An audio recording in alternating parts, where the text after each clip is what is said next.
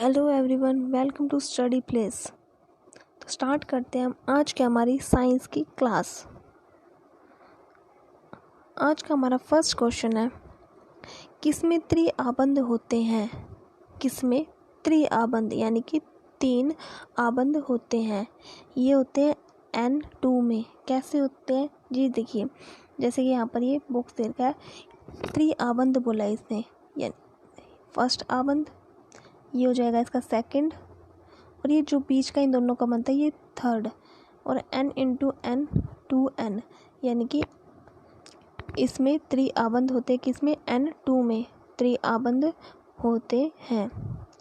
Next question है हमारा, chlorofluorocarbon को किस नाम से जाना जाता है? क्लोरोफ्लोरोकार्बन को इसको जाना जाता है फ्रेओन नाम से भी जाना जाता है। किसे? क्लोरोफ्लोरोकार्बन को। नेक्स्ट क्वेश्चन है हमारा, TV set, computer, radio set और इलेक्ट्रॉनिक चार्ज को स्टोर करने के लिए किसका प्रयोग किया जाता है, यानी किसका यूज़ किया जाता है? अगर टीवी सेट, कंप्यूटर या रेडियो या कोई भी इलेक्ट्रॉनिक चीज़ है उसको चार्ज करना है तो हम किसका प्रयोग करेंगे? तो इसका राइट ऑप्शन रहेगा डी, कैपेसिटर। किसी भी इलेक्ट्रॉनिक गैजेट का चार्ज करने के लिए यूज़ किया जाएगा। देखिए, ये दिखने में ऐसा होता है जैसे कि यहाँ पर पिक में दिखाया गया है, आपकी सुविधा के लिए, समझने के लिए। नेक्स्ट क्वेश्चन आज का हमारा, किस ग्रह को पृथ्वी की जुड़वा बहन कहा जाता है? तो ये कहा जाता है शुक्र ग्रह को। शुक्र ग्रह को पृथ्वी, हमारा अर्थ जिस पे हम रहते हैं, उसकी एक जुड़वा बहन भी कहा जाता है। ये देखिए इस तरह से। इसकी हम थोड़ी व्याख्या कर लेते हैं, क्यों कहा जाता है। जो शुक्र है सूर्य का एक दूसरा ग्रह है। इसमें प्रत्येक 224.7 पृथ्वी दिनों में सूर्य परिक्रमा करता है, इसलिए इसे पृथ्वी की जुड़वा बहन भी कहा जाता है। किस ग्रह को? शुक्र ग्रह को कहा जाता है। नेक्स्ट है हमारा, तापमान का IS क्या है? तो इसका राइट आंसर रहेगा ए, केल्विन, जो कि तापमान का IS है। ठीक है। नेक्स्ट क्वेश्चन आज का हमारा, बीज खोल में उपस्थित सभी संरचनाएं कहलाती है। बीज खोल में उपस्थित संरचनाएं क्या कहलाती है? क्या ये भ्रूण कहलाती है? नहीं। ना ही ये बीज तंत्र कहलाती है, ना ही ये बीज पत्र कहलाती है, ना ही ये भ्रूण पोष कहलाती है। ये कहलाती है गिरी। बीज खोल उपस्थित में संरचनाएं गिरी कहलाती है। नेक्स्ट क्वेश्चन है 7th क्वेश्चन आज का हमारा, सर्वाधिक विकसित बुद्धि वाला जलीय जीव क्या है? यानी कि ऐसा पानी वाला कौन सा जीव प्राणी है, जलीय प्राणी है, जिसमें सबसे ज़्यादा बुद्धि पाई जाती है? तो ये है शार्क। शार्क जो है ऐसा जलीय प्राणी है जिसमें सबसे ज़्यादा बुद्धि पाई जाती है। न तो डॉल्फिन होती है, न ही व्हेल होती है, सिर्फ शार्क होती है जिसमें सबसे ज़्यादा बुद्धि पाई जाती है जलीय प्राणियों में। जैसे कि आप देख सकते हैं, ये एक समझने के लिए शार्क की पिक भी लगा रखी है, जिससे कि इजीली समझ में आ जाए, दिमाग में एकदम से सेट हो जाए आंसर। इसके लिए ऐसा किया जाता है। नेक्स्ट क्वेश्चन है हमारा, हाइड्रोजन स्पेक्ट्रम की व्याख्या सर्वप्रथम किसने की थी? तो ये की थी नील्स बोर ने। नील्स बोर ने हाइड्रोजन स्पेक्ट्रम की व्याख्या सबसे पहले की थी, सर्वप्रथम, यानी कि सबसे पहले नील बोर ने हाइड्रोजन स्पेक्ट्रम की व्याख्या की थी। इसके सिद्धांत में द्रव्यमान के संरक्षण का नियम की स्थिर अनुपात का नियम पर आधारित है। किस पे? स्थिर यानी कि फिक्स रेशो के आधार पर आधारित है। और इन्होंने 1920 में इसकी खोज की थी, प्रोटीन की खोज की थी रदरफोर्ड के द्वारा 1920 में, 1920 में। हमारा 9th क्वेश्चन आज का, अंतर्राष्ट्रीय इकाई प्रणाली में मूल इकाई की संख्या क्या है?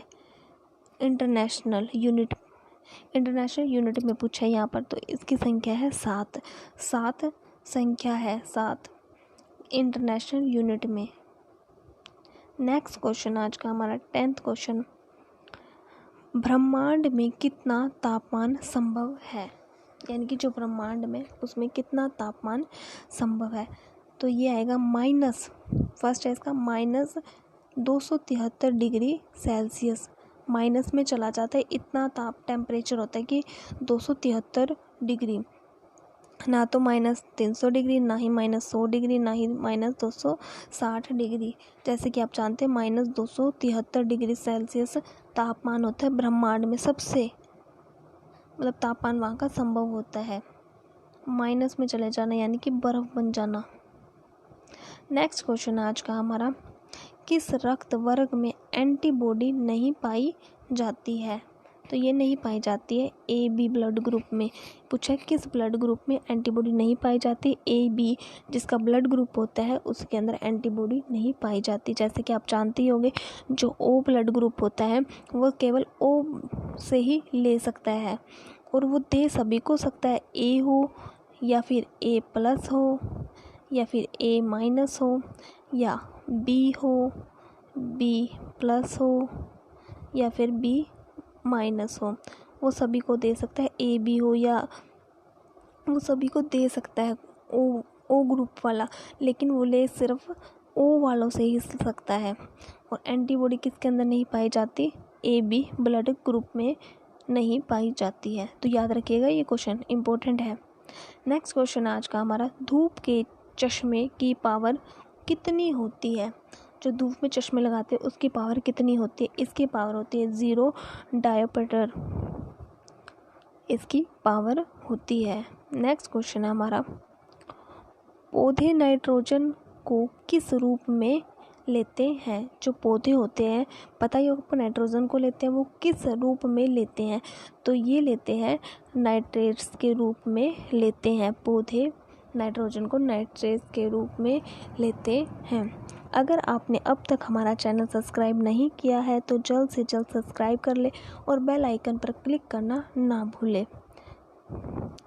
नेक्स्ट क्वेश्चन आज का हमारा, स्पर्मोलॉजी किसका अध्ययन है। ये किसका अध्ययन है। ना तो ये घास का अध्ययन है, न ही वार्षिक लव्यों का अध्ययन है, न ही पोलिनोलॉजी का अध्ययन है। ये एक बीज का अध्ययन है। स्पर्मोलॉजी बीज का अध्ययन है। नेक्स्ट क्वेश्चन है हमारा, ध्वनि का प्रभाव कान में कितने समय तक रहता है, यानी कि जो साउंड होती है हमारे कान में कितने टाइम तक रहती है। तो इसका राइट ऑप्शन है बी, 1/10 सेकेंड तक, यानी कि 1/10 सेकेंड तक रहती है हमारे कान में ध्वनि वॉल्यूम का इफ़ेक्ट रहता है। ये देखिए थोड़ा नॉलेज के लिए।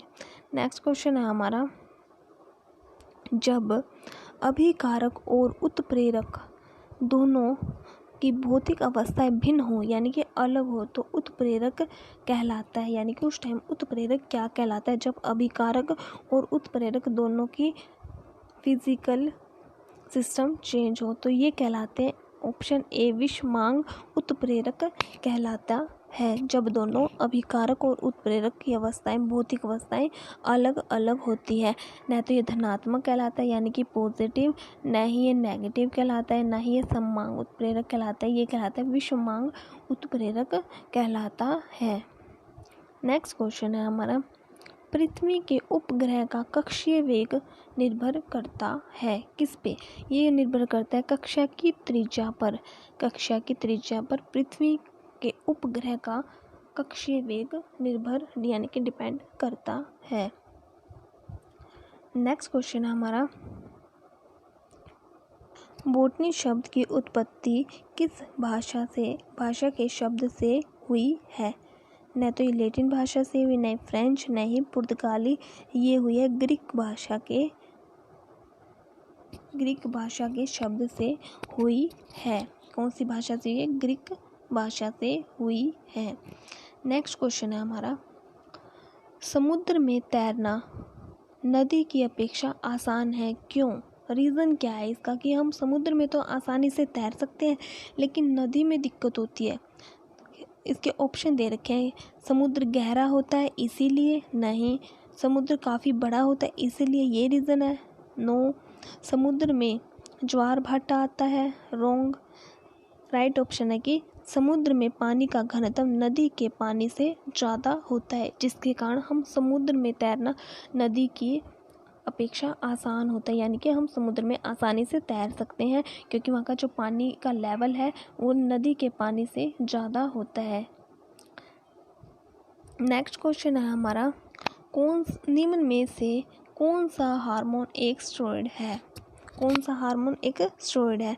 तो इसका राइट ऑप्शन है ए, एस्ट्रोजन।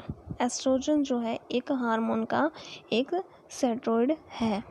नेक्स्ट क्वेश्चन है हमारा, डॉल्फिन समूह को क्या कहा जाता है? यानी कि जो डॉल्फिन का ग्रुप होता है जहाँ पर एक से ज़्यादा डॉल्फिन होती है उस ग्रुप को, उस समूह को क्या कहा जाता है? उसे कहा जाता है स्कूल या पॉन्ड।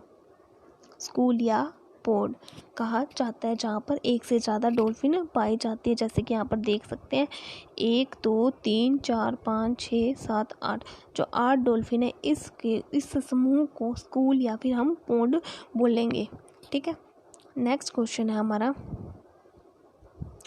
राष्ट्रीय रसायन प्रयोगशाला कहाँ स्थित है? तो ये स्थित है पुणे में। पुणे महाराष्ट्र में स्थित है क्या चीज़? राष्ट्रीय रसायन प्रयोगशाला। ना तो दिल्ली में है ना ही आगरा में है, ये है पुणे में। पुणे में स्थित है राष्ट्रीय रसायन प्रयोगशाला। नेक्स्ट क्वेश्चन है हमारा आज का, दूरी के साथ स्थान परिवर्तन कहलाता है। दूरी के साथ स्थान परिवर्तन क्या कहलाता है? ये भी बोल सकते हैं हम, या फिर दूरी के साथ स्थान परिवर्तन कहलाता है, ये कहलाता है विस्थापन। क्या कहलाता है ये? विस्थापन। ना तो चाल, न ही वेग, न ही त्वरण, ये कहलाता है विस्थापन, दूरी के साथ स्थान परिवर्तन। आपको लग रहा होगा कि बहुत ज़्यादा रिपीट हो रहा है एक ही क्वेश्चन का आंसर, लेकिन ये ज़रूरी है। किसी भी चीज़ को जितना ज़्यादा रिपीट करेंगे हम, माइंड में उतना ही जल्दी सेट हो जाएगा और ये परमानेंट सेट हो जाएगा। ठीक है, तो इसको ज़्यादा मत लेना। नेक्स्ट क्वेश्चन है हमारा, नई कोशिकाओं को बनाने से संबंधित मुख्य ऊतक कौन सी है? जो हमारी नई सेल्स होती है उसको बनाने में कौन सा मुख्य ऊतक होता है, मतलब किस ऊतक का यूज़ किया जाता है? तो ये होता है विभाज्योतक। क्या है? विभाज्योतक। नहीं तो हरित ऊतक, नहीं दृढ़ ऊतक, ये होता है विभाज्योतक, जो कि हमारी नई सेल्स को बनाने से संबंधित एक मेन ऊतक, मेन भी बोल सकते हैं, मेन ऊतक का काम करता है। तो हम इसकी थोड़ी सी व्याख्या जान लेते हैं। इसमें जो पौधों का ऊतक होता है अधिकांश, जिसमें कि अविभाजित कोशिकाएं होती है जो कि पौधों के उस एरिया में पाई जाती है जहाँ उनका विकास होता है। किसका? पौधों का जहाँ पर विकास होता है उस एरिया में ये ज़्यादा पाई जाती है। नेक्स्ट क्वेश्चन है हमारा आज का लास्ट क्वेश्चन है हमारा 25, मधुमक्खी का डंक किसका रूपांतरण है? मधुमक्खी जब डंक मारती तो वह किसका रूपांतरण है? ये है अनिष्पेषक का। किसका? अनिष्पेक्ष का मधुमक्खी का डंक रूपांतरण है। तो आज की हमारे वीडियो यहीं तक रहेगी। उम्मीद है आपको हमारी वीडियो अच्छी लग रही होगी। तो इस वीडियो को आप अपने फ्रेंड्स के साथ लाइक शेयर करना ना भूलें और लाइक और कमेंट ज़रूर करें। Thank you.